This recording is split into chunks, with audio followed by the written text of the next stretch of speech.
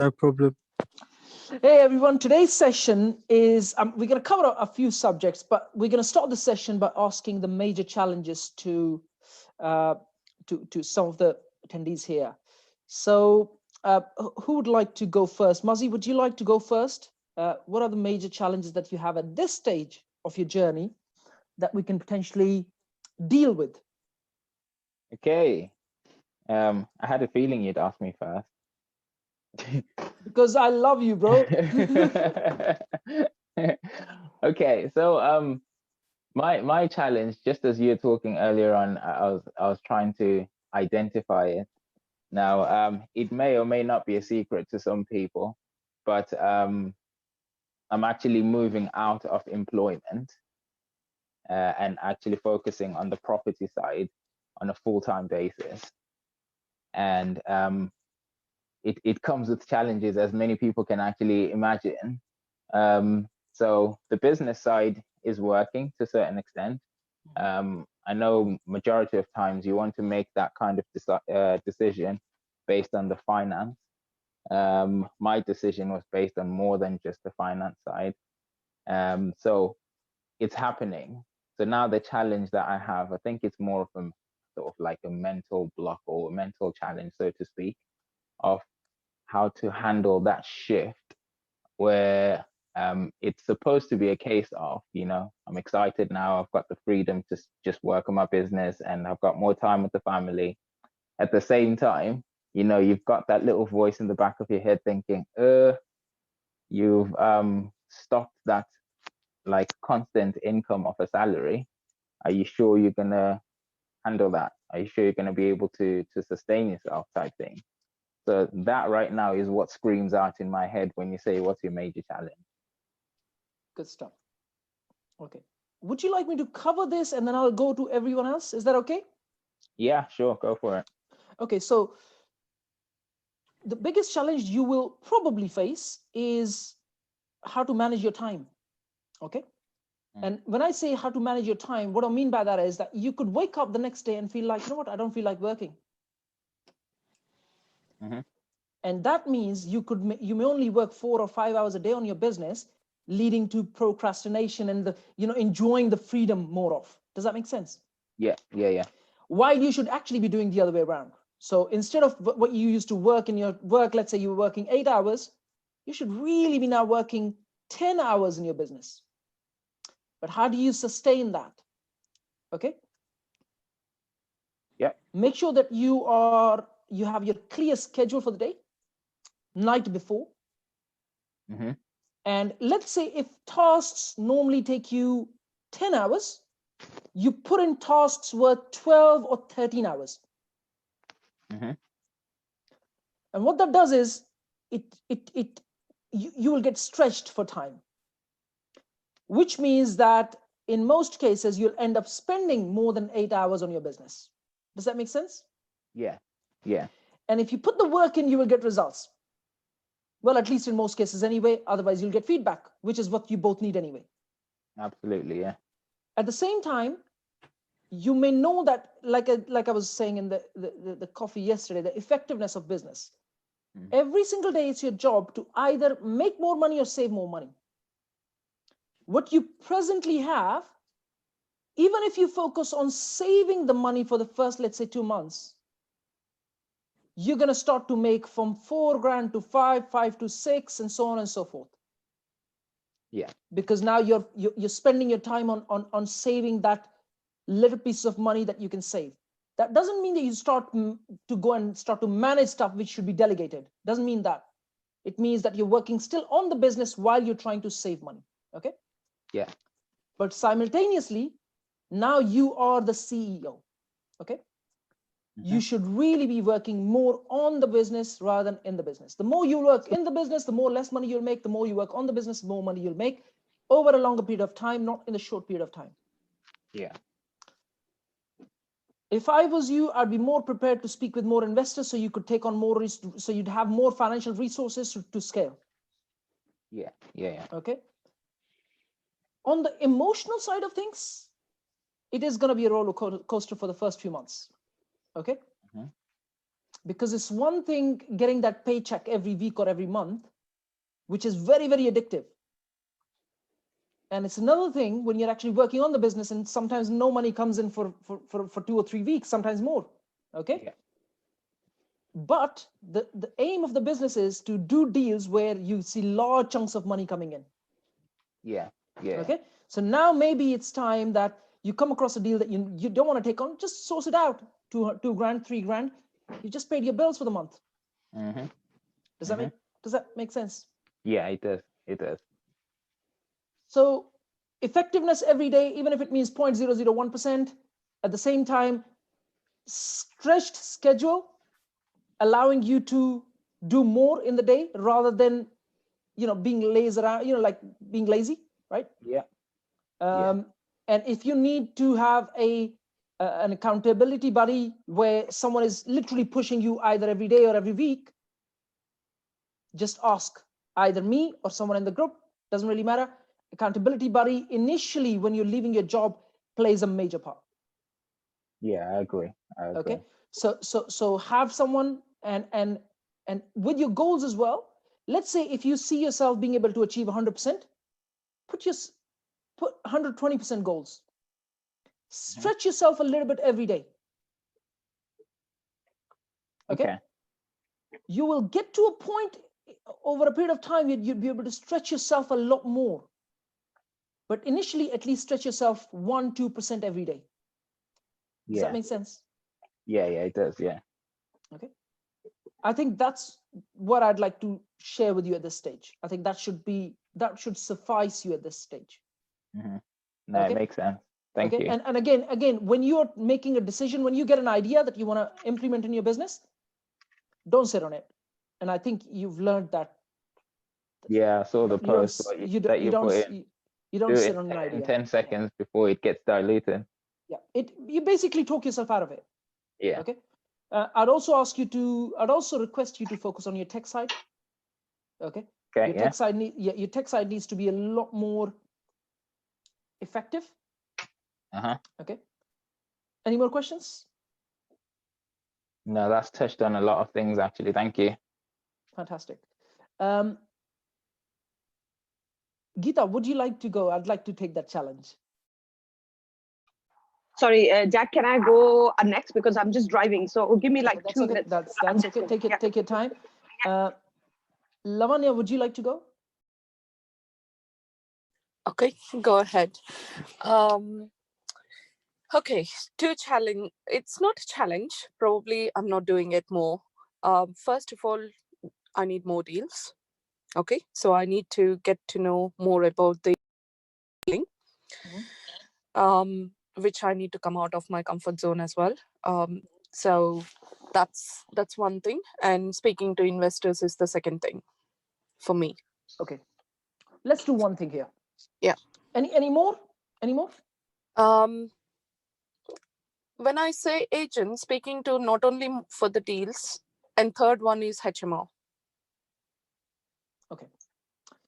Okay, let's start with one thing which I shared yesterday as well. Okay, because thank you, Lavanya, for arranging yesterday. It just gave me so much feedback on what I need to do more and better of. Okay, so thank you for that. Okay. It's not about, I just want, we are all plenty of people here, Jack. Yeah. We are not talking to each other at all. No, I agree. We are just coming here and listening to you on Saturday. That's it going on. And that's exactly why. Yeah. I agree. That's why I said, even though I'm the one talking here, unfortunately, but I'd like to hear more from everyone. That is exactly how I came today. I was like, you know what? I just want to listen to you guys first, and if I can help in that context, if you know what I mean. Okay. Yeah. Look, one thing I learned when I was 16 years old was I walked into the gym the first time, and I started working out. And obviously, the first day it's very, very painful, right? Yeah. It's very painful. Second day, the third day, I was literally about to give up. And my instructor comes to me and he says, you know what? If you do your workout like the way you're doing now for 6 months, the day after that, so the first day after the 6 months period, your body and your mind will become addictive to workout. Okay. And at the same time, the growth of your muscle depends on when you're doing reps, right? When you're working out, you're doing your reps. The growth of your muscle actually starts when you actually start to feel the pain. It's what you do after that. Okay. So let's say I do 10 reps and now my muscle is painful. Mm-hmm. The growth of that muscle depends on that 11th and the 12th rep. Okay. Okay. These are the two things I learned when I was 16 years old. Mm-hmm. I did not leave one single day for 6 months. And since then, I am addicted to workout. So if I don't work out, I feel bad. My mind has created a space where if I don't do my workout, my body feels bad. I feel bad. I emotionally feel like really drained out just because I haven't done my workout. Okay. So trick, practice, time, practice, consistent practice. Okay. I'm going to come back to your questions. There's a purpose I'm sharing this. Okay. Yeah. And the fact that your growth depends on when you actually start to feel the pain. Mm-hmm. The same metaphor, the same analogy is applied in business. Okay. If you were to look at your overall life, how many properties have you viewed so far, Lavanya? Definitely more than 100. Yeah. Is that enough?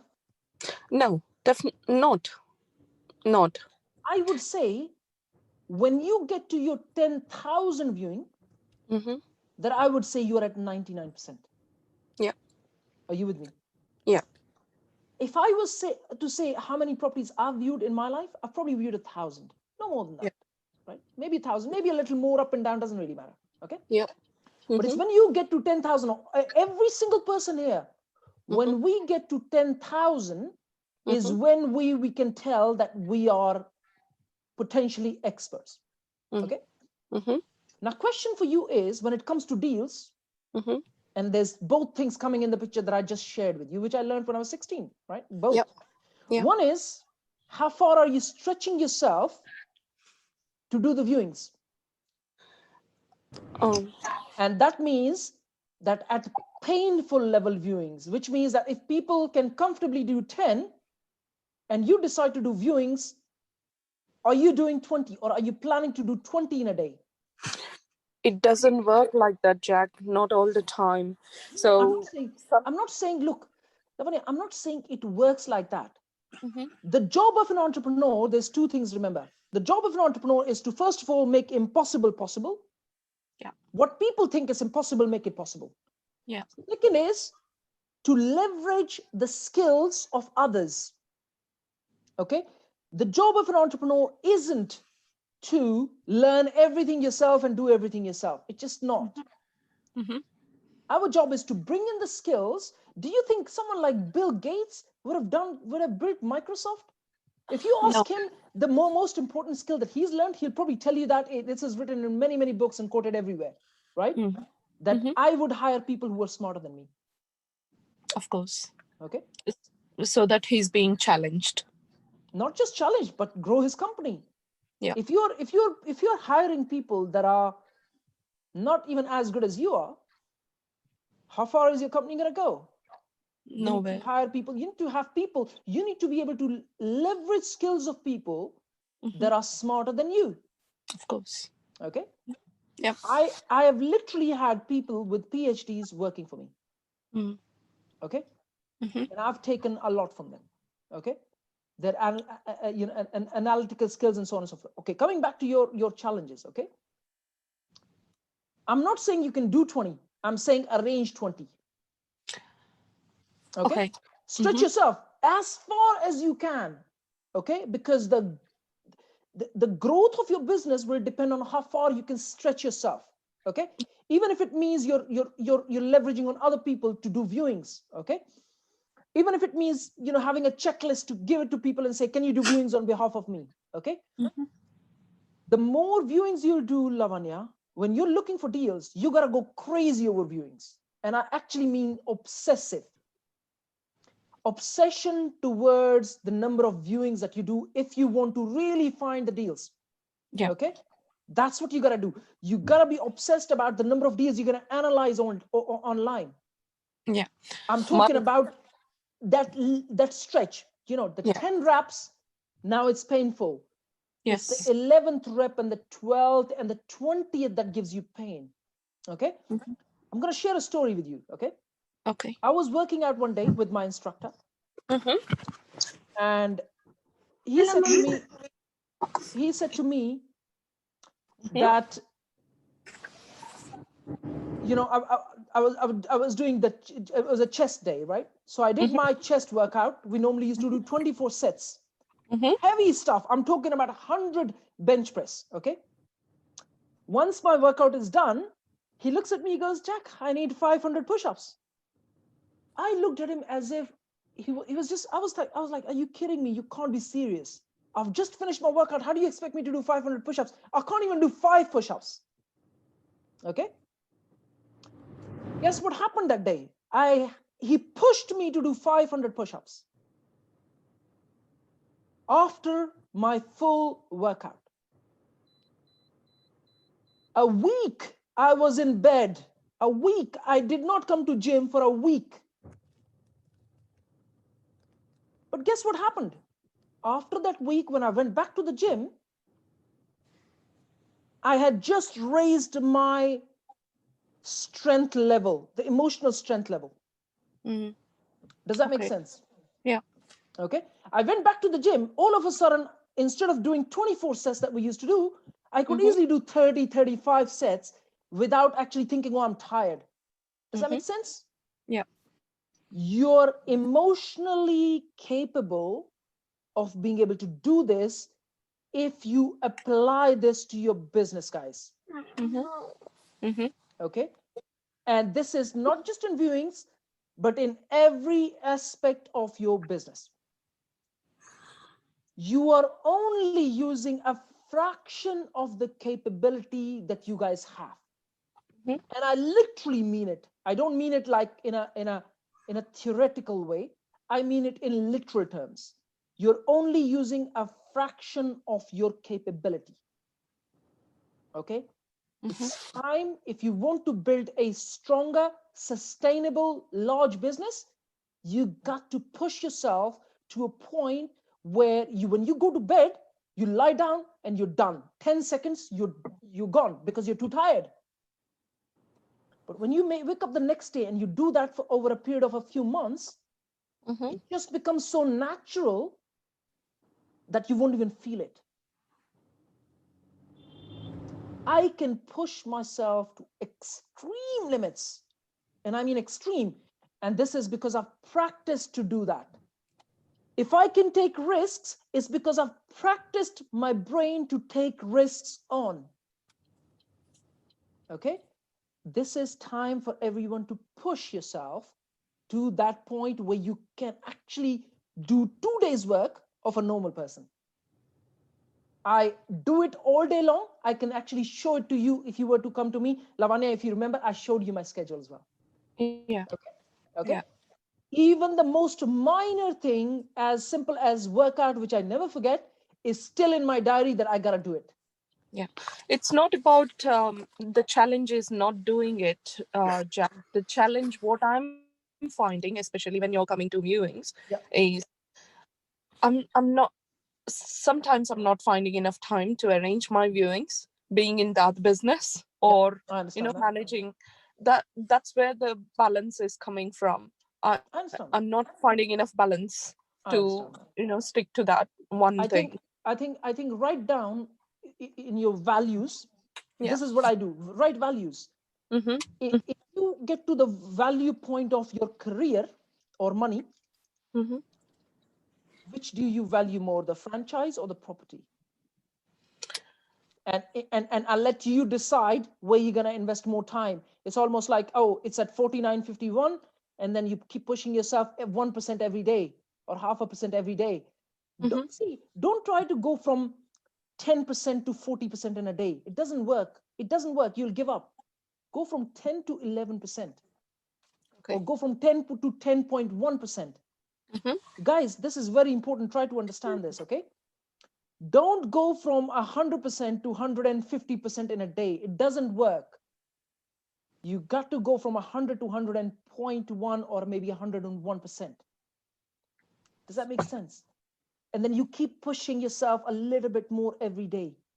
And your diary has got to reflect that. Okay? You can't walk into a gym and say, you know what? Day 1, I did 10. Day 2, I'm going to do 30. It doesn't work like that, guys. Day 1, you did 10. Day 2, you may try and do 11. Okay? And then 12, and then 13. Do not try and push yourself way too extreme in a single day. Okay? That is your one challenge. The second challenge you said was investors. Okay? I mean, I can sit and cover this for the next 10 hours, but let me just cover the overview of this, right? Everything that you see around what I'm doing, I'm attracting investors to me rather than me going to them. I had the other day a friend that actually I left the group of, added me back when he heard about what I'm doing. Okay. I have someone else come to me. I didn't go to them. They have come to me proposing me that we've got X amount of money. Can you invest it on behalf of us? Why is this happening? It's because everything that I'm doing, people can see creativity. People can see effectiveness. People can see that this guy can make things work. Lavanya, I shared with you when you were here the other day as well. Yeah. You attract business to you. You become that person who can create more business, who can deliver more business. You already are that person to some level. You got to keep improving. Even I'm improving every day. But at the same time, it's the overall brand that you create, Lavanya. Okay. In the midst of all this, remember, when you want to attract investors, it's never a pull. It's a pull and a push. Okay. So yes, I have kind of luckily, fortunately got to a point where I'm attracting investors. But at the same time, when I'm actually physically looking for finance, I actually do approach people who have money. And I go and pitch. You got to go and pitch. I'm actually going to be pitching someone in the next a month or so. If you want to be with me at that point, come and be with me when I'm pitching. So you can see for yourself how I'm pitching. I simply use the GROW model, which you guys already know. I do not need to explain that in detail. It's simply the GROW model. You just got to go get to know the person. What is it that they want from that investment? Either it is emotional, first emotional, second logical would be return on investment. But what is the emotional reason? Why do they want to sit down and earn that income while they don't use that money themselves? Getting to know your potential investor. Okay. And then at that time, proposing something simple. Do you want me to go into detail of that? I think you know that, right? But your inner circle, so the P and inner circle that you see, or the HW premium that you see of Harry, or for that matter, I recommend everyone to start their so-called inner circle. Use different words there, right? But you got to start, even if it means you're charging £10 a month, guys. Okay. Because you're literally, what you're doing is you're bringing people a little closer to you so you could do business. Okay. £10 a month isn't going to make someone poor or rich. The aim is literally someone a step closer so you could do business with them. £10 a month, you can add on whatever you like. You can even give them a strategy session a month. Again, it's your time investment into your business that really matters. Who's going to say no with the kind of knowledge you guys have? Almost everyone in here, with the kind of knowledge you have, who's going to say no to £10 a month when you're giving them a strategy session? I'm sorry, but only an idiot. Okay. So start your inner circle, and that will, over a period of time, allow you to attract more investors, guys. Remember, it's not who you know. It's who they know that actually makes the biggest difference in your business. Are you with me, guys? Yeah. Okay. Harry, I think you know that, right? Very well. What we're talking about here. Yeah, I've had people approach me in the last couple of days asking about the inner circle to join. Yeah. I've had people approach me literally yesterday asking me if I have any properties in Swansea or anything like that I can source. And you haven't, Harry, you only started 6 months ago. 6 months is not a long period of time. Yeah, I know. And I don't, the thing is though, I don't advertise deals. So I think I need to start co-sourcing to find some, because I'm getting asked by people, do I have any? See, what I'm saying is that if you just implement the basics of what I'm doing, like literally observe and copy, okay? You don't need to reinvent the wheel here. Reinvent the wheel when you get to that point where you know, now I need to be more creative. For time being, just copy what I'm doing, guys. I literally said that the other day as well. Copy what I'm doing. I've created 4 layers. Maybe you can start with 1. Yeah. Okay. Use the PN layers if you'd like. By all means, remember, when you bring people closer to you and they're getting knowledge, because you brought them in and they're getting results, eventually who are they going to approach when they actually want to invest? Either me or you. If they come to me, I promise you, I'll bring them back to you, because in my system, it is saved as a certain, for example, someone recommends me, anyone, I always save the number as recommended by Muzzy, recommended by Harry, recommended by so on and so forth. Every single time. And those numbers are actually saved on cloud. Okay. So if those guys approach me, I'll just let you know, Harry, this guy's approached me for this. Would you like to take over? If not, I can help you with that. Simple. But at the same time, apply the basic formula that I've applied in my business. You're going to literally attract business to yourself. It is very, very simple, guys. Okay. Again, like I said, it's not just pulling the business. In most cases, yes, you want to pull that business. You want to attract business to yourself. But at the same time, if you have to push, that means you have to go to meet investors, pitch. It's practice, right? It's not rocket science. It's practice. If you go and pitch it to 10 people, you're more likely to sign up the 11th one. If not, you pitch it to 50 people, 50 first. I can show you, I know one person who pitched for 5 years before she got the agreement. And as soon as the day she got the agreement, she got business worth 500 million in a single little contract. Okay. But it took her 5 years to get that agreement, because she needed to have, in fact, I can actually share with you. There's a woman who was proposing a software to all the phone companies, but she couldn't have actually gone through it without all the phone companies signing at the same time. Okay. So even though, and then there's 4 large companies, there's Vodafone, there's 3G, at that time there was Orange, and then T-Mobile, and so on and so forth. So we're talking a few years ago. She had 3 companies agree, and the last one just wouldn't budge. It took her 5 years to get them to agree. The 5 years later, when she signed up Vodafone, she got business worth 500 million. This is a woman who actually pitches at Daniel Priestley's programs. Okay, I can't remember her name. Okay, but it is practice, right? Someone keeps patience for 5 years to get to 500 million. Why can't you go and start pitching? Start pitching from 100,000. Start pitching from 50,000. It doesn't really matter. Remember, don't push yourself to 500 million. I'm not saying that. If you want to do it, by all means do it. But start with something, right? Because the more you practice, the more you will be able to improve your pitch to be able to get your investment. Yeah. At the moment, we are preparing the pitch deck for PEN as an equity investment. So we'll be raising funds for PEN as a business overall in the next few months, probably sometime next year. Okay. That's exactly why you guys saw that pitch deck that I shared in the group. Raise your hand if you saw that. Yep. Yep. Good stuff. All right. Those who didn't, please go back. That's a pitch deck that gets normally used pretty much by everyone. I've seen the pitch deck of Airbnb. You can actually find it online.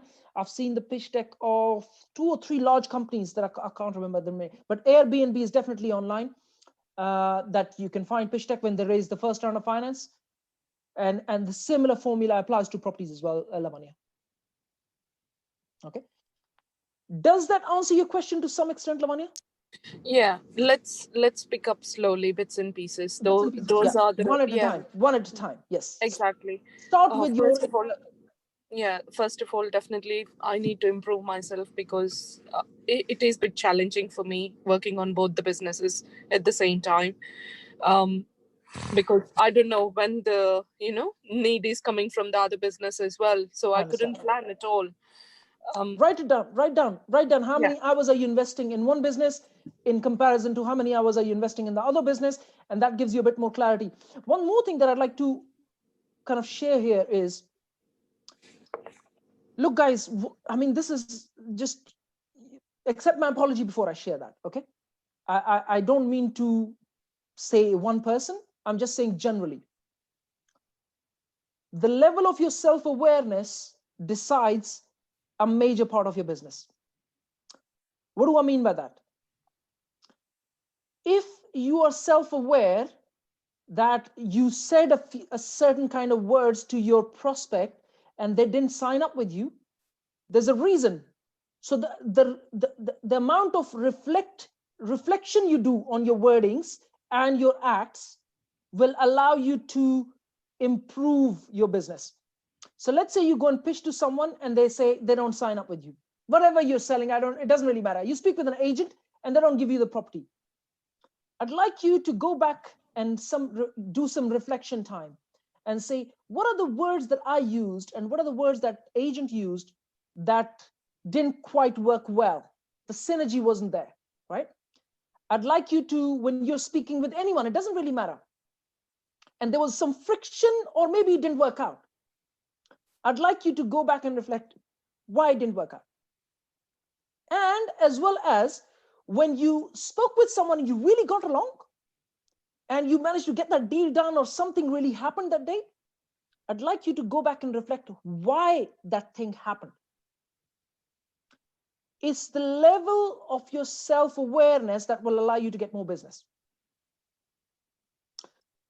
Muzzy, I'd like you to share your thoughts on this because I know that you are good with that. So please, could you please share some thoughts on that?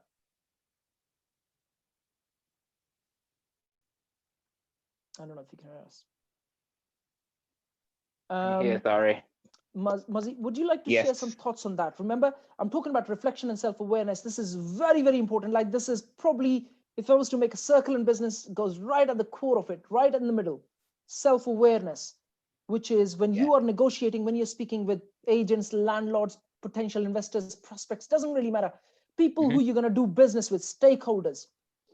And when you can get business done, why did you manage to get it done? And the way you don't get it done, why did you not get it done? That reflection time and creating that self-awareness, how important that is. Tell me. Yeah, absolutely. This is something that I was actually speaking to Harry about the other day when we were doing a video on building a personal brand. So I touched on the fact that I have this curiosity of whenever we do a deal or whenever a deal fails, I'm curious to know why. So I tend to go back and actually ask the people that I've worked with out of curiosity, why did you come to us, or why did you accept the deal? Or why did you not take the deal? Or why did you not take the deal? Yeah. Usually when the deal's not taken, I tend to ask the question straight away. It's when the deal goes well, I usually go back a little bit later and try to understand. And that reflection kind of, it reveals a lot of information that, you know, initially you're thinking, well, the deal is that good, obviously they'll go for it. But in many cases, it's how you approach them, or the things that I said, or how I mentioned something that had nothing to do with the deal, but actually touched on something emotionally for them. And it reminds me that I need to obviously focus on the numbers as well, but then also the more important part is focusing on the person that I'm dealing with and touch on their sort of like heartstrings, if that makes sense, and focus on that and building that concept of a relationship, which is far much more powerful than the logical side of numbers. So yeah, the reflection thing is really powerful. Okay, let me share with you one thing, guys. This is actually statistically proven. There's a lot of research behind this, guys.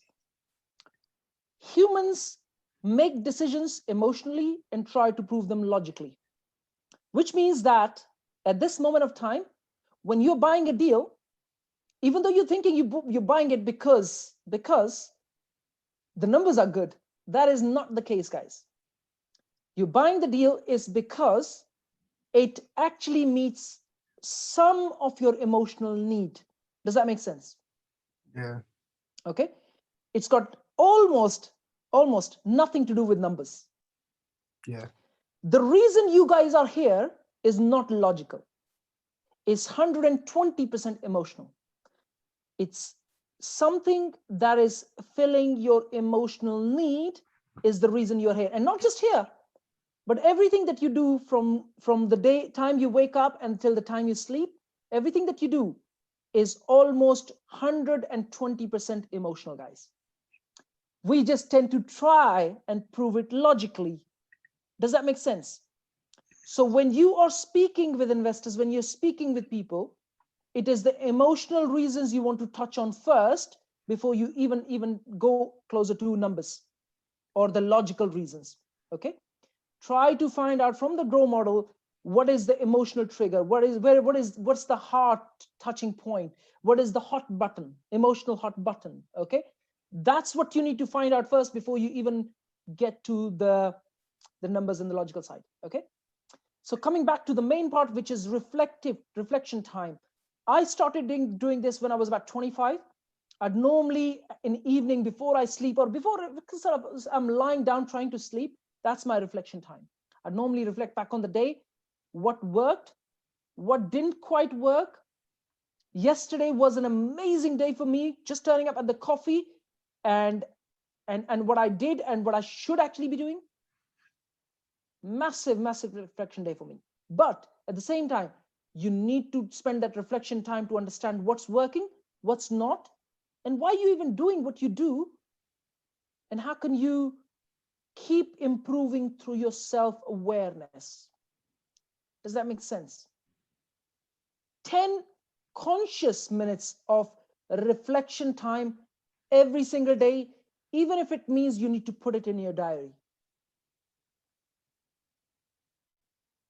I'm very habitual. I don't need to do this. I've done it for many, many years, like I said, but it's habitual pattern of reflecting back on the day to what went right, what went wrong, and what could you improve. Okay, fantastic. I'd like to take on the next person. Who wants to go? Harry, would you like to go? I can see you right on the top of the list here. So Harry, would you like to go? What are the challenges, major challenges that you're facing at this stage? Major challenges. Don't really know at the moment. I mean, everything's going okay. I've noticed time's becoming less, and I seem to be having less and less time. But I mean, I think that's quite a lot to do with the fact it's coming up to Christmas, so I've got other stuff to do as well.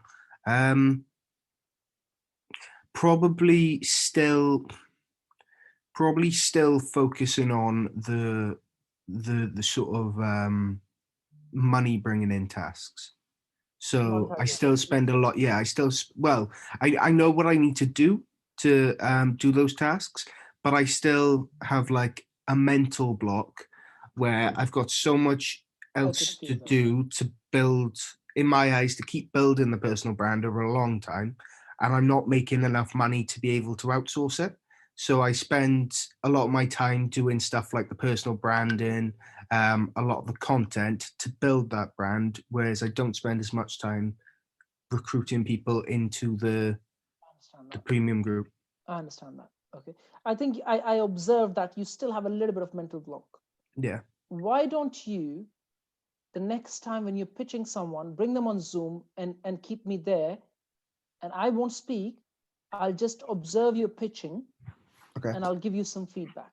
Well, my pitching, I don't think is too bad. I mean, I've done 2 pitches and I've closed them both. But I think it's the actual part of me going, right, now I'm going to sit down and just pitch. Instead of doing that, I kind of sit there and go, right, before I do any pitches, I need to do Facebook, invite people to the group, do all this, and this. And by the time it gets round to me actually pitching, I tell myself, I don't want to bother people now. It's 8 o'clock. You don't want to. You talk yourself out of it, and yeah. I again, it's the same thing, right? Okay, so yeah. There's a couple of things I think going on. One is that somewhere your belief in your product or your service is not sufficient or not enough. Yeah. That is to do with it's your belief, right? Yeah. Let people decide how much value do you bring on the table. Okay. You don't decide. Let people decide. Okay. Yeah. What do I mean by that is, so let's say if you are, let's do me a favor, right? Who wants to do me a favor here, guys? I want to do something with Harry. I need someone to do me a favor with something. Mazi, would you like to go with me on this? Am I going to be Yeah, pitching? sure. No. I'm gonna ask you something. Okay, Mazi. Yeah, go for it. Harry, I want you to send Mazi a subscription for £30 a month. Okay, Mazi, just subscribe to that PayPal for £30. He's going to refund your money back later. Okay. Make sure you do, Harry. Yeah. Okay, so stay on it for about 6 months, Mazi. So that's £180. Harry, if I was you, I'd actually pay him 180 first and let him give you a subscription for 6 months on PayPal. Okay. Okay. So you're already paying him 6 months upfront, so he can pay you back. Okay. Yeah. Now I want you to bring value to Mazi on your inner circle. Okay. And then give you feedback 6 months or throughout this 6 months feedback on the value that you're bringing. And Mazi, you tell me if it's worth £30 a month. Okay.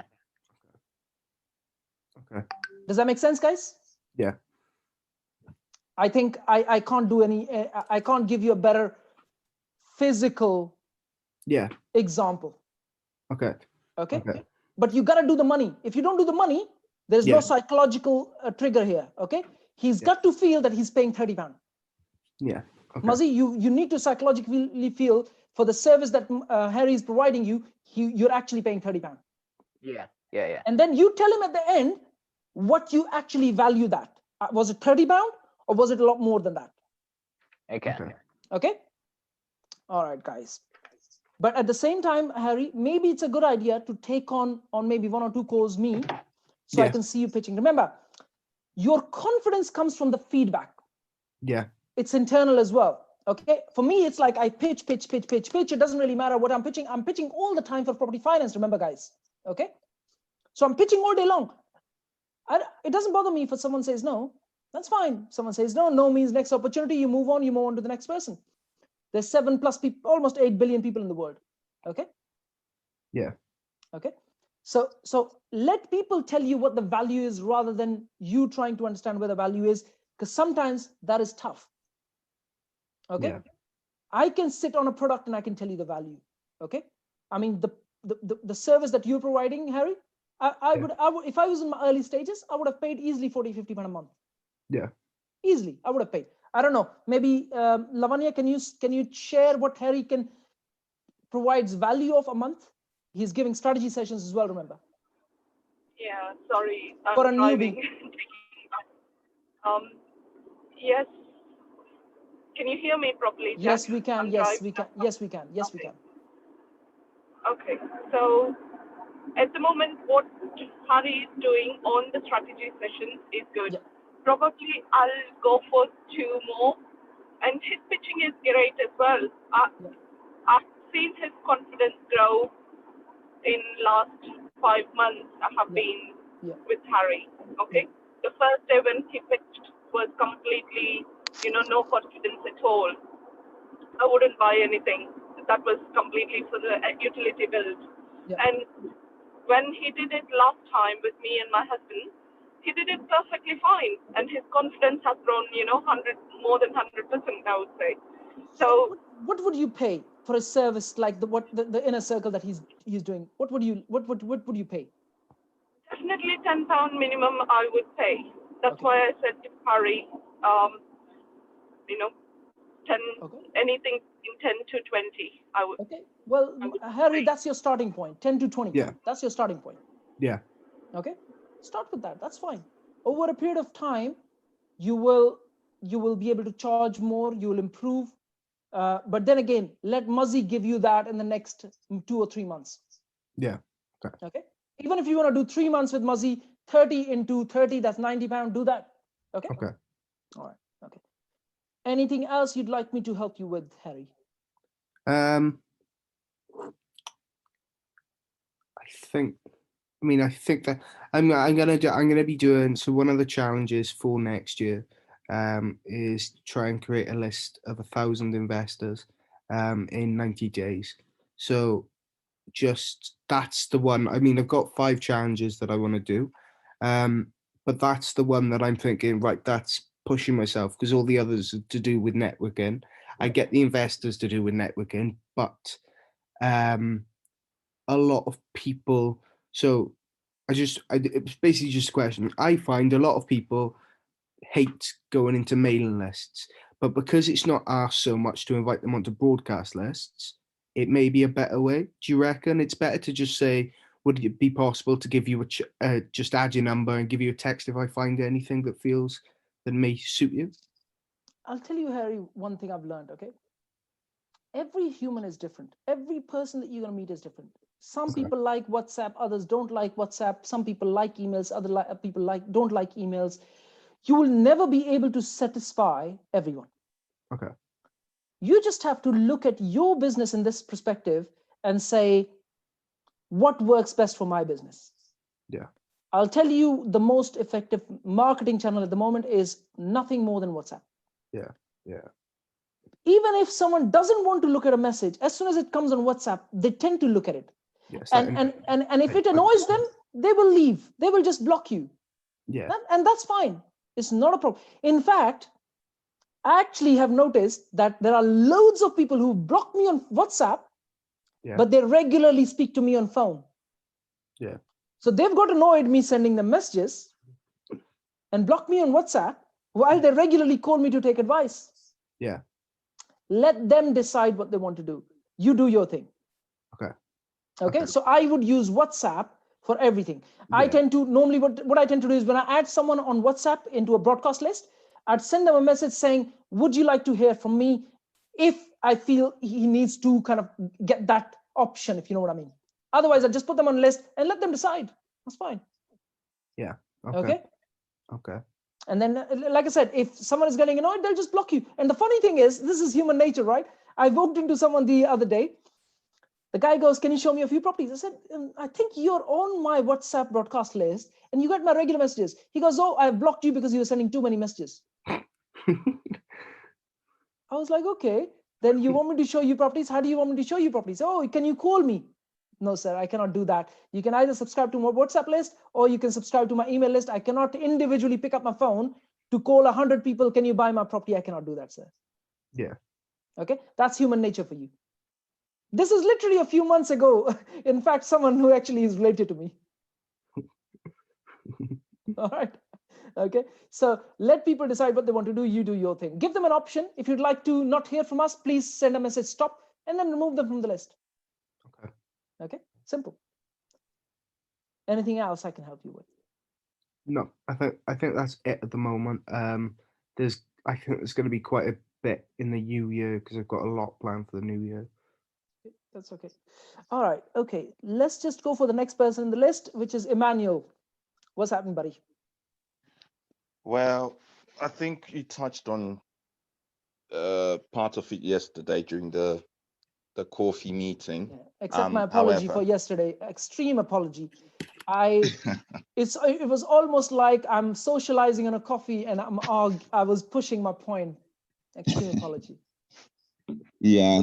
Go ahead. So, just two things. So I'll start off with probably the major one. So at the moment, the kind of limitation I have is boiling down to funding or the sort of like financial side of things. So I'm limited in terms of like getting involved in, joint venture partnerships or taking on certain particular deals because I'm kind of limited financially. I'm kind of like in a similar position like Mazi has shared in terms of, I'm going through a transition myself from the full-time employment I have to obviously take on a full-time business. Kind of like I could say 70% there, where eventually I will 100% just focus on my business. But it's the little resources I've had. I've just kind of tied in a few business deals I've done. but I can't go for any other bigger business deals. So it's the financial side of things that kind of struggling with. Okay, let me share with you what would I do if I had no money and I was starting from scratch. Right. Okay.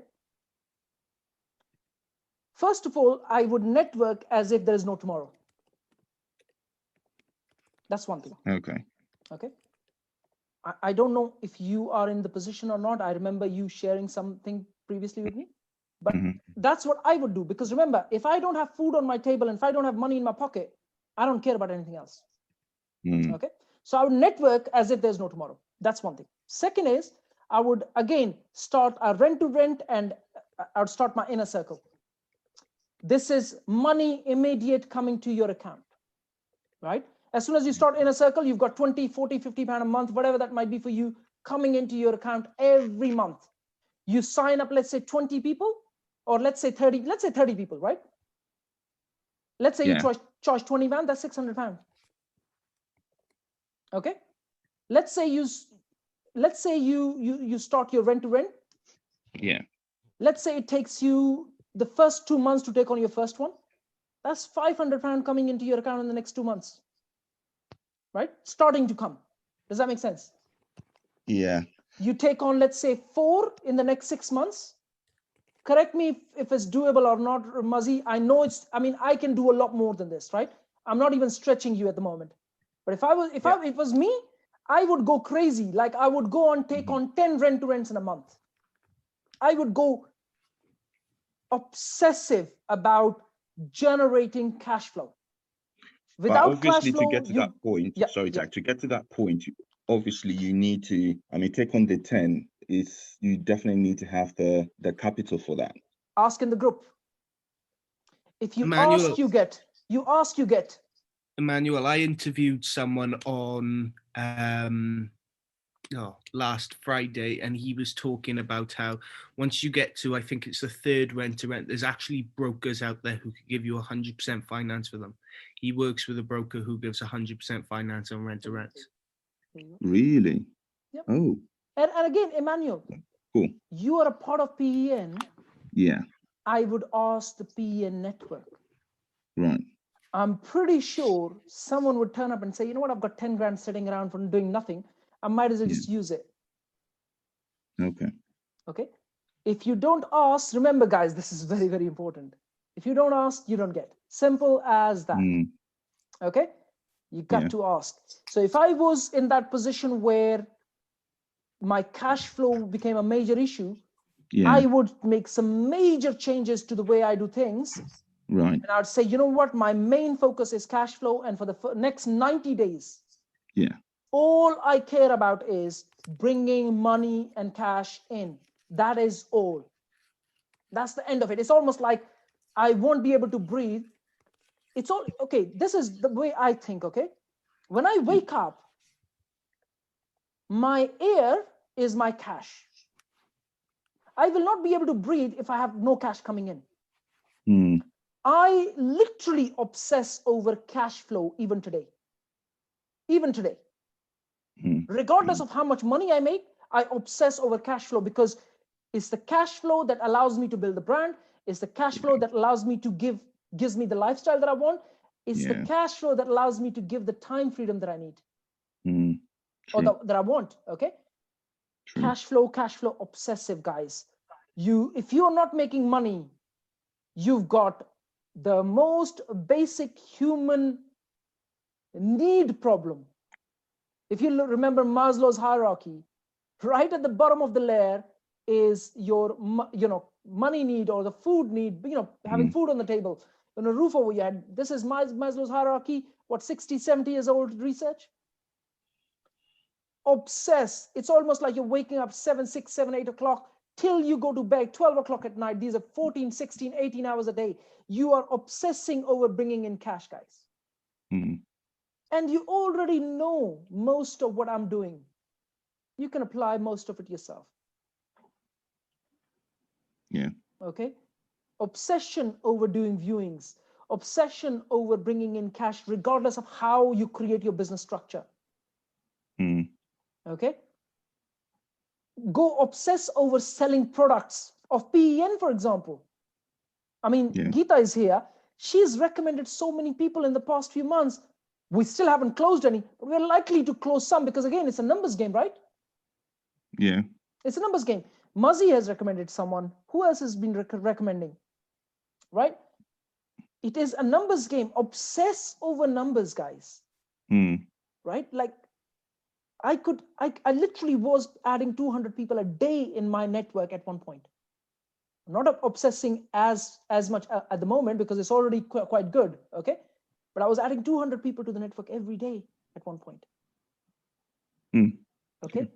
Obsession over bringing cash, because that is going to allow you to do everything else that you want. Build your business, build the lifestyle you want, and everything else around it. Okay, that's what I would do. Network, create structures in place, and go obsess over viewings and rent-to-rents. And if you need money, ask. The more people you ask, the more likely you're to attract that money. Okay. Cool. Fantastic. Okay. Does that answer your question to some extent? It does. It does. I mean, the last question touches on when you talked about the inner circle, right? I kind of slowed down in terms of increasing my network. Reason being because I've been attracting international investors, and they're really like looking for something within the Cambridge region. But the problem has been similar to what Lavanya mentioned about finding deals. Again, and I feel network, I'm kind of losing the grip a bit. Network again, network with the landlords, right? How can you find more landlords in the region? Again, it goes back to networking, guys. Networking. You know, if you slow down your pace at initial stages of your business, that is the worst thing you can do. Your network is simply your net worth. This is not said by me. This is said by a million people out there, and it actually means what it is. Your network is your net worth. If you are not networking, all I can say is good luck. Yeah, I can't tell you anything better. If I knew better, I would tell you. Okay, I don't know any better. I just know that you got to network. Okay, at the same time, I won't say I don't know better. There are many better ways. Okay, look, if you came up with a creative idea that will allow you to leverage your property business, by all means, go and put your foot on that and then start doing your thing, right? But till you don't get to that point, it's your network that's going to allow you to monetize. Okay. I will show you finance brokers who barely close 1 or 2 deals in a year. I can show you mortgage advisors, which are very similar kind of people, but slightly different. Mortgage advisors who close many deals in a year and they barely make 40 or 50,000 pounds. That's because there's no more money in mortgages, right? They close literally 1 or 2 deals a week, but they only make like 500 pounds, 600 pounds from a deal. So by the end of the year, they've only made maybe 40 or 50,000 pounds. There are finance brokers which do the unregulated stuff, barely close 1 or 2 deals in a year, barely make 20, 30, 40 grand. Okay. And then you have people in comparison who do many deals, and that's because they're heavy networkers. Okay. If you saw Lydio and Harry, for example, they were listening to Eric Worre, the godfather of networking.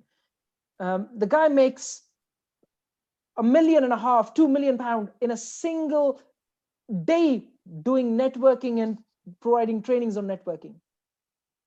In a single day. Eric Worre can make £2 million in a single day.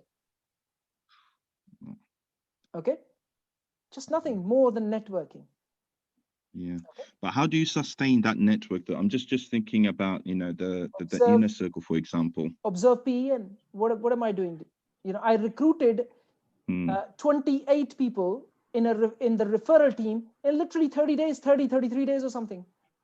28 people. And this is just sending messages in the group, sending messages to the people that I know, sending emails to the database. You know, would you like to make more money by referring business to us? And remember, they're not doing any work. They are just speaking with people instead of referring them to some other people where they're not going to make any money. They're just making money from us. keep expanding, keep leveraging on what you already have.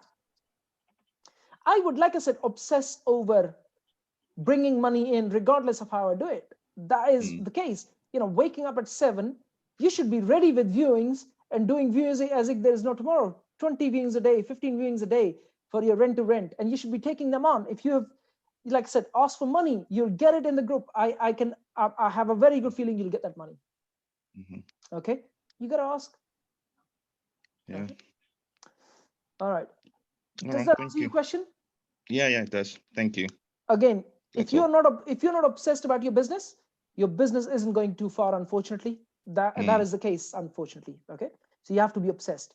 The next one I have in the list is Geeta. If you don't want to go ahead, we can do with someone else. We can go ahead with someone else, Geeta.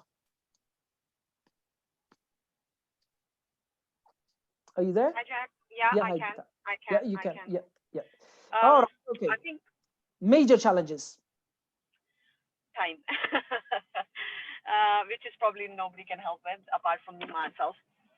I think with regards to the planning, with regards to the knowledge, with regards to having right people around, I think I'm okay with that. I mean, I don't find that as a struggle because I think I've been building that from a while. But for me, I think I need to little bit change my way of thinking in terms of investment. I now want to go with the smaller investments than the bigger ones. So, I mean, sourcing sounds quite, tempting, and it's something which you probably can make money and all that. But it's just, I'm sure we've been speaking about. We've been speaking about, like, for example, Mazzi taking a decision about his employment to be replaced, let's say, with a full-time property investment. But again, I'm too far from that. So, I mean, in order to reach that ladder, I have to not depend on the projects, because projects is not going to give me consistent income. I need a consistent income, which I believe going to more likely give me a hope to come from doing a letting agency or doing a rent to rent, and also to do like a referral, whether it's finance or whether it's like, for PE and anything. So that's what my plan is, and that's what I'm working towards. I think the struggle would be, of course, at some time, there are a couple of challenges which I'm sure, I need to work myself on, is the time and the money, because I don't want to leverage other people's money, especially for some time in my journey.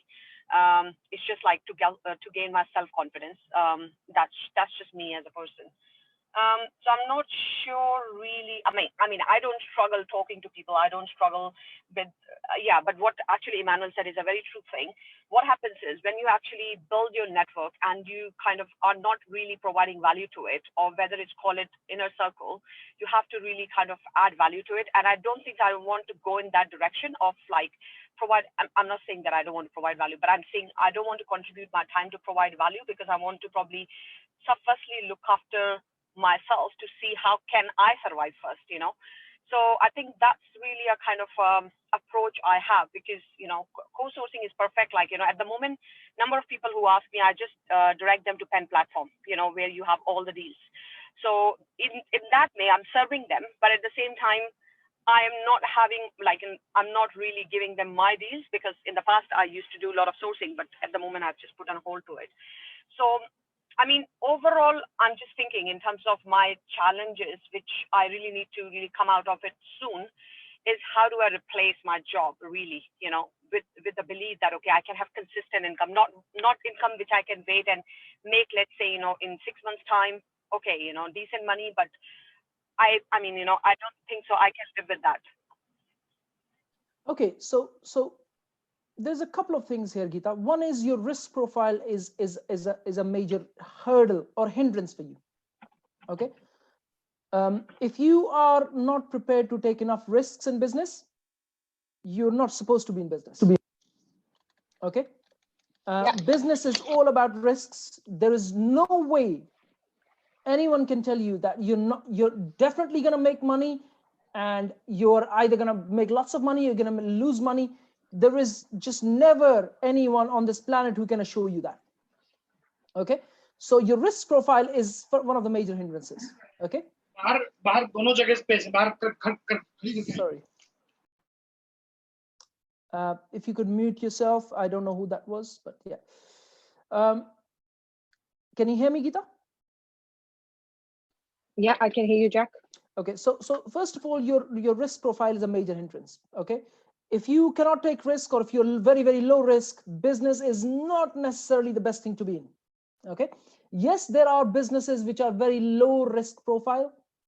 You open a shop, into retail, that's normally very low risk.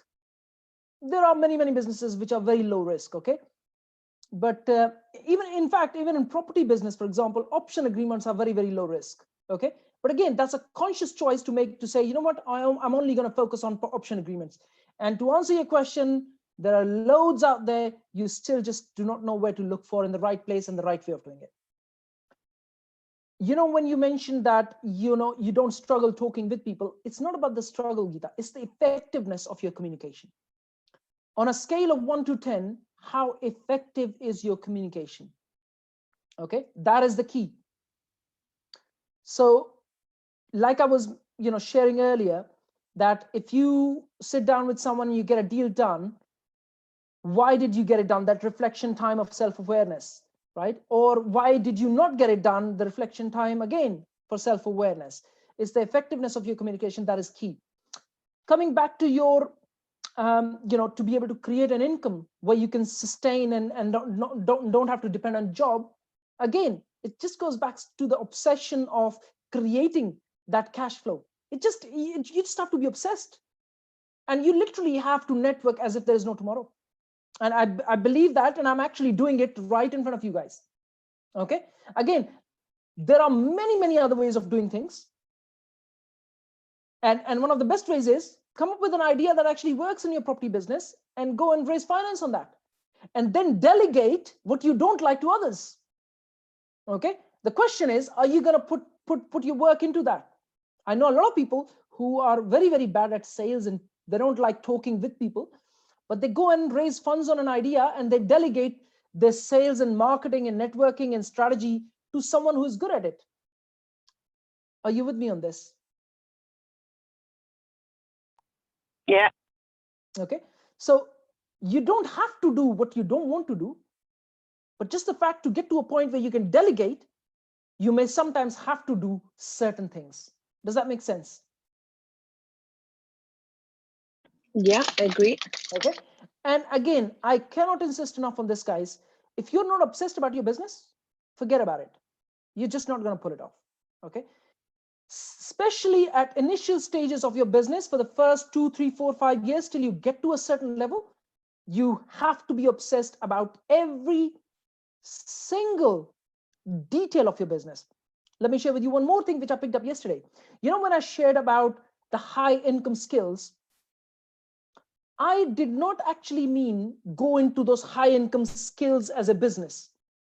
I meant using those high income skills in property business. What do I mean by that?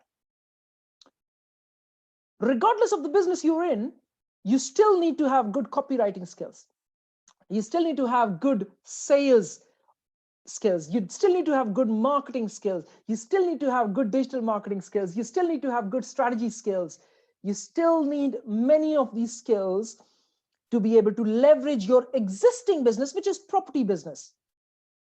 Yes, you could take those skills and apply it in a different business or a different context as well, package it and sell it as a consulting project or whatever, but you still need those skills to pull off your property business in the first place.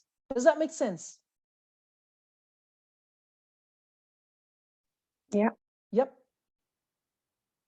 If you observe me, I come in with the strengths of this strategy. I come in with the creative mind to do things differently. I come in with sales and marketing skills. I come in with digital marketing skills. I come in with finance skills, right? And a lot more skills, but I could easily take those skills, package it and sell it as a consulting projects, right? You've got a business, I'll help you generate more leads. I'll help you get more sales. I used to do that. That's what I was. I was working as a consultant for almost 4 years. I stopped doing that. Even now I get emails from my personal website asking for services. I don't provide any more of the services unless they're in the context of property. I don't consult anymore. Okay, but you could literally take these high income skills and apply it either in property business or in any other business, which you are almost everything learning here. Are you with me on this? Yeah. But you Yes. literally have to obsess about the smallest of the smallest detail, the most intricate detail of your business.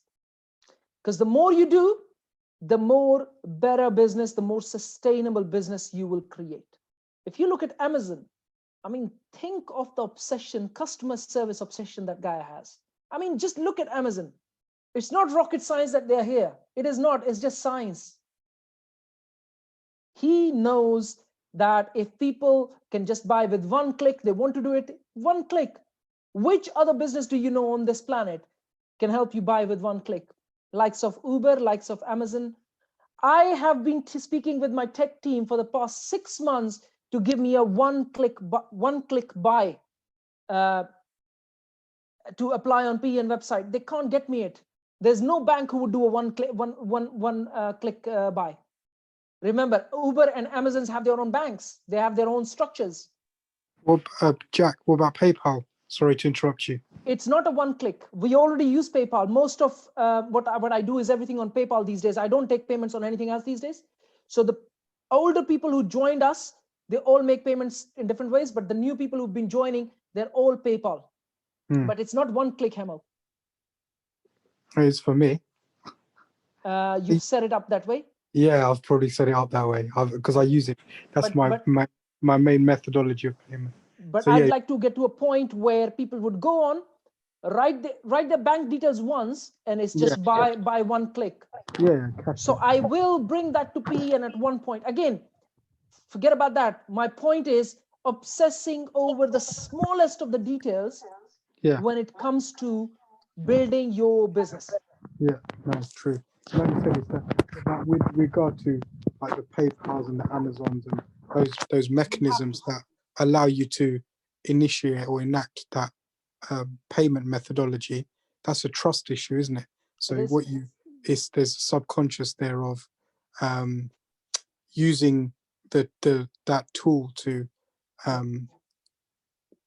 action that payment. So you have to build up trust with your client base to get to that. And it's not, like when I say the smallest of the smallest detail, and I mean the most smallest detail, the ones which most people even overlook, you have to obsess about that. Yeah. I have a very clear example for you guys to go and check PEN. I hate writing terms and conditions. They are in so much detail and so obsessed.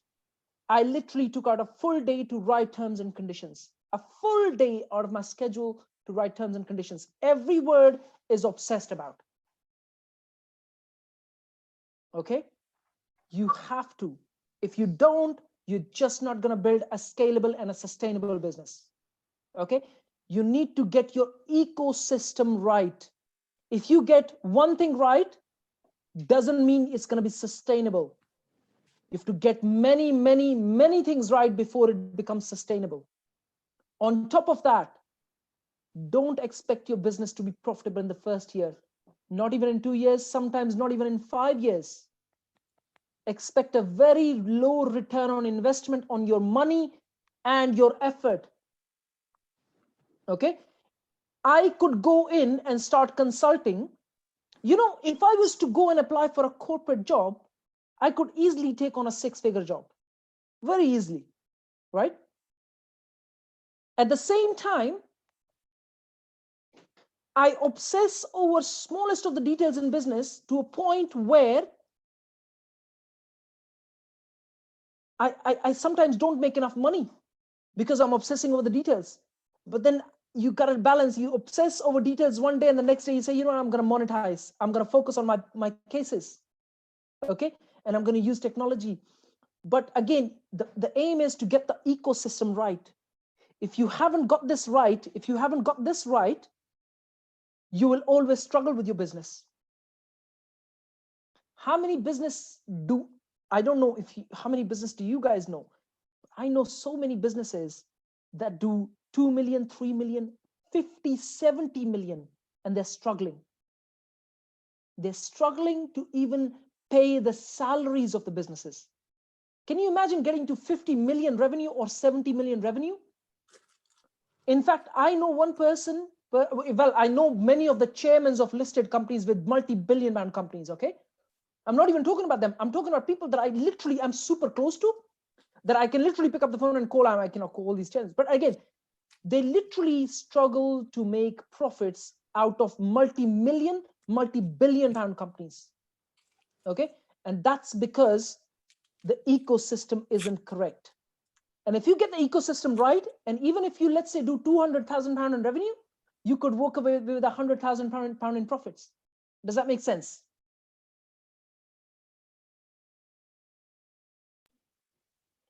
Mazi, this is for you. And Geeta, for you as well. Mazi, this is for you. Yeah. Even if you get to, let's say, 20 rent-to-rents, if you have your ecosystem right, you'll be profitable. And if you don't have your ecosystem right, even if you get to 200, you'll still be not profitable. Does that make sense?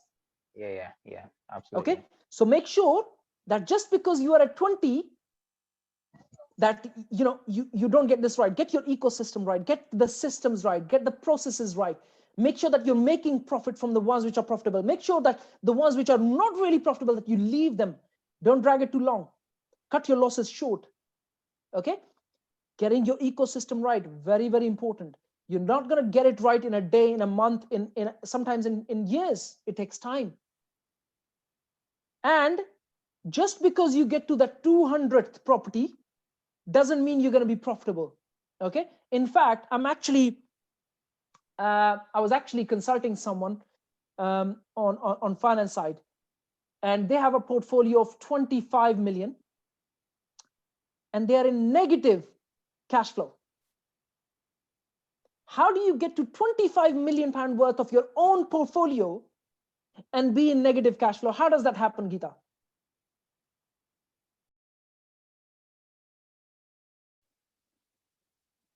Probably not having a right strategies or right just approach doing to the things, business. just not obsessing over the detail. If you don't obsess over the detail, you can have the smallest of the business or the largest of the business. It doesn't really matter. You'll just not be profitable. Yeah, but I think having somebody to go up till that kind of 25 million worth of business, being in a negative, it requires, it requires a lot of guts to be in that risk, because that's such a big risk. I'm sure, having to have negative cash flow is something which can be a part of every business. But if you're talking about such a big amount of money, you are kind of really, I don't know, how did you travel that far even? I'm trying to make a point here, Geeta, that if you don't get things right, regardless of the stage of business you're at, you could be at 50,000 revenue or you could be at 50 million revenue. It doesn't really matter. You could have 10 properties or you could have 100 properties. It doesn't really matter. In fact, Mazi, let me point this out for you. Remember meeting the guy with 100 and something properties rent to rent? Remember? Yeah, that's the one I thought you were talking about initially. That guy is not profitable. Do you know that? Yeah, I remember. I'm not gonna. You don't need to pick a name, right? That guy is not profitable. He's got 100 and something rent to rent properties in London. That guy is not profitable, guys. So just because you're building that business doesn't mean you're going to be profitable if you don't know how to make something profitable. Profits come from every day improving that little bit. Remember, Lavanya was mentioning that little bit effectiveness every day. 0.1, 0.01 doesn't really matter. Effectiveness every single day in your business. You keep improving one or the other aspect of your business. Obsession about improving every aspect of your business till you get this ecosystem right to make it more profitable. Doesn't really matter what level of business you're at. Either it's rent to rent, it's BRRs, you're investing in your own portfolio. It doesn't really matter. I came across someone a few years ago, in fact. He went bankrupt back in 86, 87. If anyone knows, there was a major recession. Property prices went down by 25% in a single day on a Friday. It's called the Black Friday for some reason. Okay. In 1986, the guy went bankrupt overnight. Okay. Imagine interest rates at the moment sitting at 1.5% and 2% and 3%, and they go up to 8 and 10%. How many property investors do you think would survive that? About maybe 5%. 95% will go bankrupt. Okay? Obsession over detail. How can you balance and get the ecosystem right? Does that make sense, guys? Raise your hand if you read the guide that I sent in the group, which was pretty long. Raise your hand if you read that. I want to see who is obsessed here, right? Because that's what the key is. If you're obsessed over detail. I had Jassim message me and say, you know, that was amazing that you gave away all that information a single go. You know, where is the limit? Thank you, Lavanya. I saw your hand. Did you read every single page of that, Lavanya? Yes, Jack. Thank you. And including Praveen. Oh, thank you. Thank you. Appreciate that. But again, do you remember? I'm talking about the ecosystem there. I'm talking about everything in that guide. Of course. Yeah. Stuff. So if you are thinking what is getting the ecosystem right, please go back to the diary. Lavanya, maybe you can pick it up on the group and forward it back again so everyone can see that. Sure. Thank you. Appreciate that. Okay, let's go. Geeta, does that answer your question to some extent? Again, it's such a broad topic. It cannot be covered in a single day. Thank you. Yeah, that's fine. I understand. It's just probably like, you know, going back to what Junise said about the risk factor. Of course, I want to probably walk for some time with a low risk and see how far I go. That's fine. So Yeah, take smaller steps. That's absolutely fine. Everyone is different. Every human is different.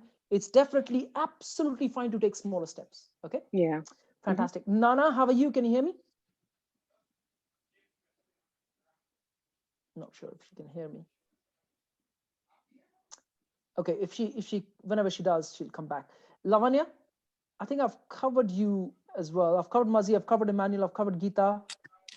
Hi, Jack. Yes. Hello. Yeah, hi, Nana. How are you? I'm fine, Jack. And everybody, how is everybody? Everyone is good. Thank you. Good stuff. Okay, what are your major challenges, Nana, if I can help you in any way? Well, Jack, you see, for me, I'm just sorry, my little boy's crying. So I'm just, trying to go through the videos. I'm so behind, but I'm trying to go through the videos to, get more knowledge in, as much as possible so I can start something. I've not really started anything. Fortunately for me, I've got some cash to start something, but I just don't know what strategy to even go for. So confused, so many of them, and I don't even know where exactly I should even start from. So that is why I am now. But I'm watching the videos and trying to get myself, as much knowledge as possible so I can, choose, make an informed decision as to which strategy I should. Nana, you want to spend time a little bit with me? Just pick up the phone and call me. I remember messaging you as well. But just pick up the phone and call me, because that's how you're going to grow. The more you engaged you are, the more you're going to grow. The more which videos you watch, the more you implement, the more you're going to grow your business. All right, Jack. Okay. All right. But come back to me with another call, and we'll take this another day if that's okay. I know you're looking after kids. Yes, please, Jack. I will do that. We can do it some other day. No problem. Thank you. All right, guys. I'm actually going to stop recording. Thank you. That was today's session. We're going to cover the subject that I decided today. We're going to cover it in the next session. But thank you for today. I'm going to stop recording, but stay here with me.